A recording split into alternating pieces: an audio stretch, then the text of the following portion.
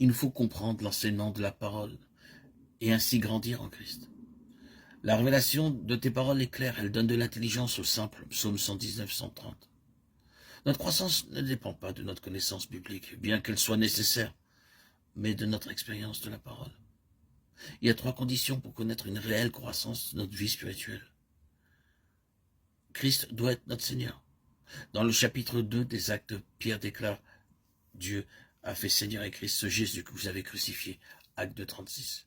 Dieu a établi son Fils Seigneur, et ce que Dieu a fait dans le ciel, nous devons aussi le faire en nous, à savoir établir Christ, le Fils de Dieu, dans notre cœur comme notre Seigneur, afin de lui donner le soin de gouverner et conduire notre vie. La vie éternelle qui nous a été accordée lors de la nouvelle naissance n'est pas pour nous, mais pour Dieu aussi. Cette vie agira et travaillera en nous, que dans l'unique but de satisfaire Dieu et réaliser son plan. Tout cela implique que cette vie soit libre en nous. Elle ne peut l'être que si Christ est Seigneur. C'est la première condition, mais elle est fondamentale. La deuxième consiste à devoir vouloir que s'accomplisse en nous son dessein. La nouvelle naissance introduit la vie de Dieu en nous. Mais notre ressemblance à Christ, qui est son dessein, ne se réalise que si nous le voulons et le désirons, car le Saint-Esprit ne travaillera pas en nous en dépit de nous.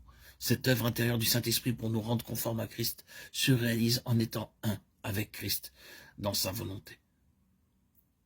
C'est chaque jour que nous devons aller à lui, avec l'ardent désir d'être sa possession et lui permettre d'atteindre le but glorieux pour lequel il nous a sauvés.